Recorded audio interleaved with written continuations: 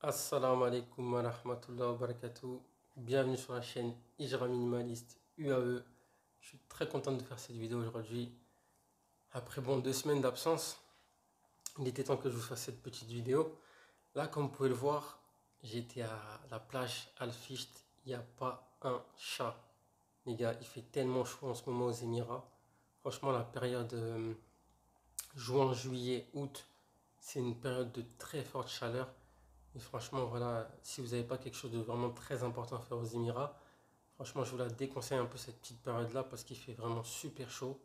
Et c'est vraiment des températures qui sont pas très, comment dire, pas très surmontables. Vous voyez ce que je veux dire? On reste pas longtemps dehors, y a pas grand monde dehors. Et voilà quoi. Les gens restent dans les endroits frais, les restaurants, les malls. Ils font des activités, voilà, à l'intérieur quoi. Mais anyway, revenons-en à notre sujet. La vidéo, voilà, c'est sur mon ressenti, ce que j'ai pu ressentir quand j'étais en France. Et on va commencer la vidéo. Du coup, mon ressenti quand je suis arrivé en France. Bon, déjà, je suis arrivé à CDG. J'ai atterri à CDG. Il faut savoir que l'aéroport de CDG, franchement, machallah, c'est un très bel aéroport. C'est bien, etc. Mais en termes de management, en termes d'organisation, franchement, je vous dis la vérité, c'est pas trop ça. Voilà, on est arrivé. Enfin, je dis on. Je suis arrivé, voilà, police aux frontières. Bon, déjà, on est sorti de l'avion, contrôle. Subhanallah, contrôle. Voilà, j'ai fait escale à Jeddah. Voilà, on est arrivé et c'est rare, je sais pas qui contrôle des avions comme ça, enfin de cette provenance-là. Mais donc voilà, on est arrivé, voilà, la police ils nous ont contrôlé les passeports de chacun, pas de problème, vous voyez ce que je veux dire. Sans souci, mais bon, on est arrivé à la PAF. Et quand j'arrive à la PAF, bah là, tu as deux policiers pour je ne sais pas combien de passagers.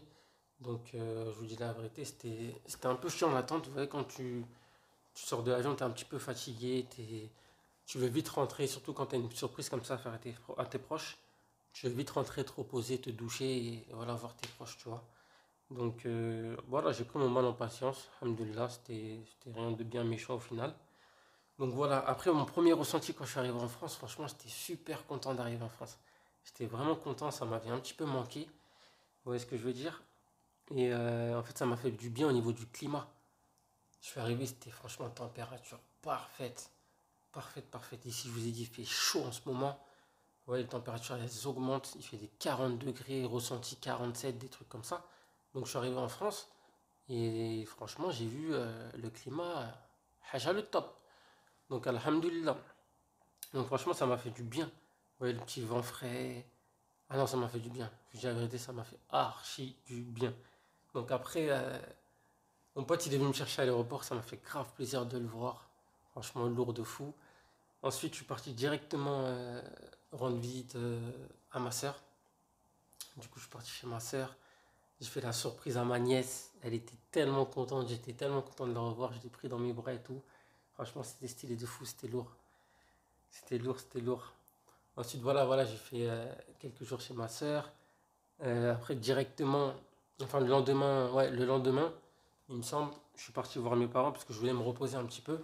Et je voulais leur faire la surprise, voilà, en étant voilà, frais et bien reposé et pas KO. Donc, j'ai fait la surprise à mon père. Franchement, il était super content.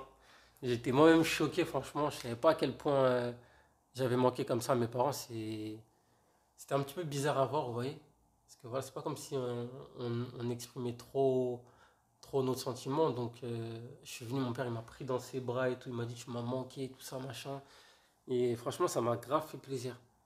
Ça m'a grave fait plaisir. Carrément, il m'a dit, il m'a dit, je savais même pas que c'était toi. Franchement, j'étais à deux doigts de faire une crise et tout. J'ai dit, ah ouais, subhanallah. Donc, non, franchement, ça lui a fait plaisir. Ça m'a grave touché. Ça m'a fait plaisir de fou. Vous voyez, vraiment, ça m'a motivé à voilà, peut-être dans le futur faire plus d'aller-retour en France pour aller voir ma famille et qui sait, voilà, travailler en même temps. Parce que voilà, moi, si je retourne en France, c'est un petit peu plus pour travailler et en même temps, voilà, j'en profite pour voir ma famille.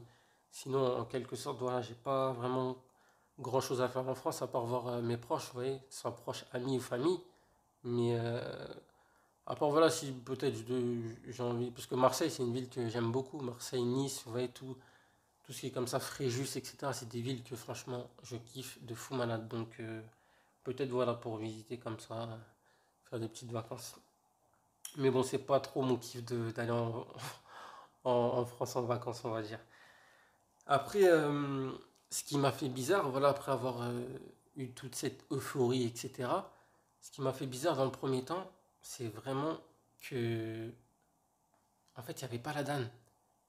Je me suis réveillé, en fait, ça m'a fait un choc. Je vous dis la vérité, ça m'a fait un choc parce que ici, ça a beau, bon, voilà, je suis pas parti depuis des années non plus, mais franchement, tu t'y habitues très vite à la danne, etc., à faire tes prières à la mosquée. Et là, je suis arrivé, il n'y avait plus d'adhan, il n'y avait plus rien. Ça veut dire que j'étais en mode, j'étais en attente. Parce que je veux dire, déjà, bah, la prière, je me suis de nouveau branché sur les applications pour, euh, pour connaître les horaires de prière. Chose que je faisais bon aux Émirats, j'ai une application ici. D'ailleurs, que je vais vous mettre, comme ça, voilà, vous pourrez télécharger l'application, comme ça, quand vous serez ici, vous aurez l'adhan partout. Enfin, vous saurez les heures de prière, que ce soit à Abu Dhabi, dans les 7 Émirats, voilà. C'est une application qui est top. Je vous l'afficherai là. Et du coup, ouais, pas d'Adan. Ça m'a fait grave bizarre, tu vois. Limite, j'étais en mode, ça va être quand l'Adan? Vous voyez ce que je veux dire? Et après, des fois, je me souvenais, je me dis, mais attends, il n'y a pas d'Adan. Tu vois, donc attends, la prière, c'est à quelle heure et tout, tu vois. J'étais en mode comme ça un peu. Donc ça m'a un petit peu perturbé. Je vais pas vous mentir, ça m'a un petit peu perturbé, c'était bizarre un peu. Après, mis à part ça, voilà, machallah, le vendredi, quand j'étais parti à la mosquée en France, franchement, machallah, en France, voilà, bon, même si c'est un pays laïque, il y a pas mal de mosquées. Et franchement, voilà, dans la ville dans laquelle où je suis parti à la mosquée, franchement, machallah, la communauté elle était présente, hein. Ah, je vous le dis, hein, il y avait du monde, hein. Et je vous le dis, après, voilà, c'est pas la même chose qu'aux Émirats.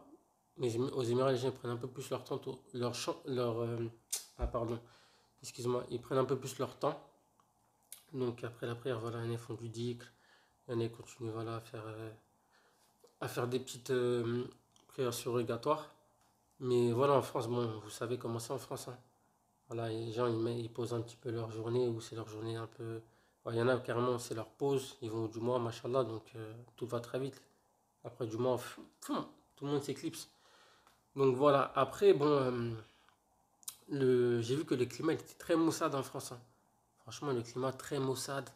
C'était une ambiance, franchement, même si au final j'étais dissocié de ça, on va dire. C'est comme si en gros je venais, j'étais un petit touriste, vous voyez ce que je veux dire?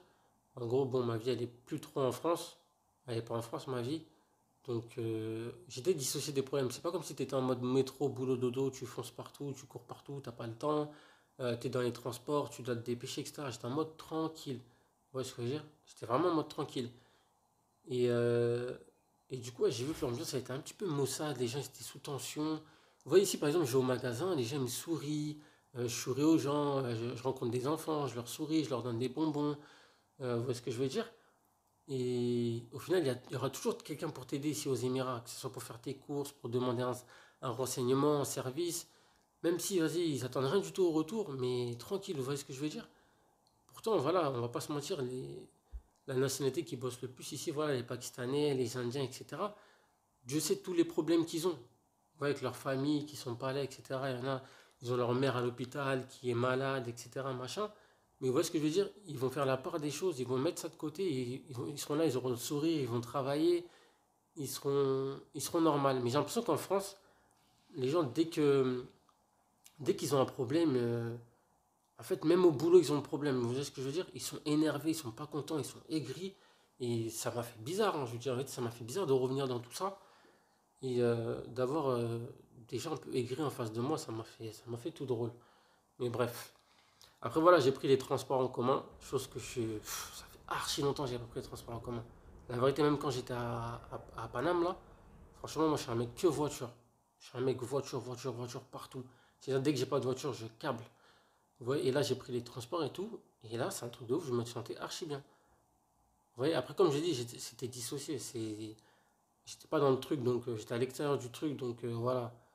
Et c'était assez spécial. Donc voilà, j'ai pris les transports, ça m'a pas plus gêné que ça. Alhamdoulilah, franchement, j'étais tranquille. Et c'est juste, voilà, j'ai vu qu'il y avait de l'insécurité quand même en France, hein.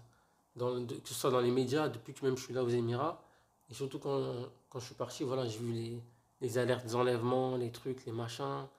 Vous voyez ce que je veux dire? Les trucs de pédophilie un peu. C'était un peu bizarre, hein, parce que j'ai pas de télé ici en fait. Et de revoir tout ça en France, à la télé, etc., machin, ça m'a fait. Laisse tomber. Donc je me suis dit non, en fin de compte, ça fait plusieurs mois, j'ai pas de télé et tout, j'ai pas n'importe quelle information qui circule dans ma tête, dans mon cerveau, et là, retourner dans ça, ça m'a fait bizarre un peu. Et après, voilà, je suis parti faire quelques courses. Je suis parti faire quelques courses, et franchement, j'ai vu, subhanallah, l'inflation en France. Ah les frères, franchement, force à vous. Force à vous, parce que je sais que c'est pas évident. Ouais, surtout quand tu as des enfants et tout, c'est pas évident. Ouais, l'inflation, les produits augmentent, le salaire il suit pas, donc c'est très difficile. Donc vraiment force à vous. Et khair, Inch'Allah. J'ai vu en tout cas, les courses elles étaient nettement beaucoup, beaucoup, beaucoup plus chères en France qu'aux Émirats. C'est une dinguerie. Par exemple, pour vous donner un ordre d'idée, ma lessive ici, j'achète même pas à 1,50 € ma lessive. Lessive de 2 litres, hein. Vous voyez ce que je veux dire? C'est pas de la marque, mais je l'achète à même pas 1,50 € en France. T'es fou, c'est 5 euros, 6 euros, je sais pas, mais c'est beaucoup plus cher. Après, voilà, j'ai vu qu'il y avait aussi des polémiques en France. Franchement, ça m'a un peu saoulé de voir ça. Des polémiques sur les abayas, etc. Machin. Et franchement, voilà, j'en tire des conclusions. J'ai vu tout ça et franchement, ça m'a au final ouvert les yeux que franchement, aux Émirats ici, franchement, Haja le top. On est bien ici.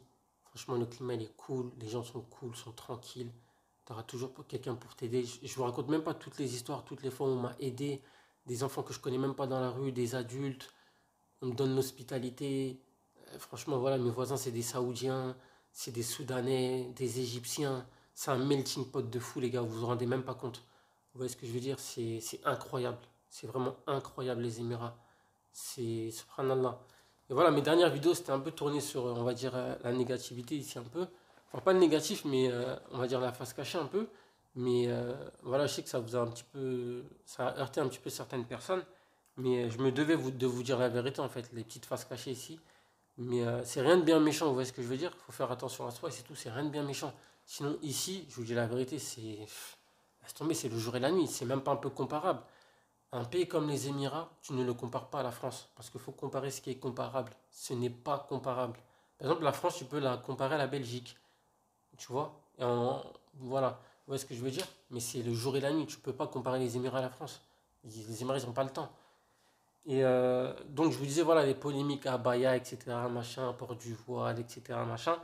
Au final, moi, ce que je me suis rendu compte, en fait, c'est qu'au final, aujourd'hui, les gars, aujourd'hui, il est temps de mener la vie que vous souhaitez mener. Quand je vous dis ça, les gars, il est temps qu'on entreprend. Il faut vraiment entreprendre. Entreprenez, les gars. Et ça commence pas quand vous venez aux Émirats, ça commence quand vous êtes en France, les gars. Il faut commencer à entreprendre, c'est important. Vous voyez ce que je veux dire? Par exemple, là, ils cassent la tête aux lycéennes, abaya, je sais pas quoi, tenue de je ne sais pas quel magasin, jupe longue qui se transforme en abaya, etc. Si demain, on va dire, vas-y, t'as un taf, tu taffes, tranquille. Voilà, tu casses les pieds à personne, tu fais ton taf, tu fais ton oseille. À côté, frérot, ma soeur, à côté, fais ce que tu as à faire. Je sais pas, vends des gilbert, vends des camis, vends du parfum. Tu vois ce que je veux dire? Débrouillez-vous un petit peu, à sorte que vous ne soyez pas pris au piège dans un système. Entreprenez, entreprenez dès maintenant. Dès maintenant en France, tu veux t'expatrier, tu veux faire l'Algérie, on appelle ça comme vous voulez. Tu veux le faire, fais-le dès maintenant. Mets toutes les. Fais les causes en fait. Fais les causes afin que ça devienne possible pour toi en fait. Tu vois ce que je veux dire? Mets-toi en mode. Comme j'ai dit, il faut se motiver. Il faut vraiment se motiver, il faut se réveiller. En France, la vie elle devient très très très difficile. Polémique sur polémique. Vous voyez, ils ne nous aiment pas. Ils nous le disent ouvertement. Ils nous manquent de respect. Donc à la fin, les gars, bossez.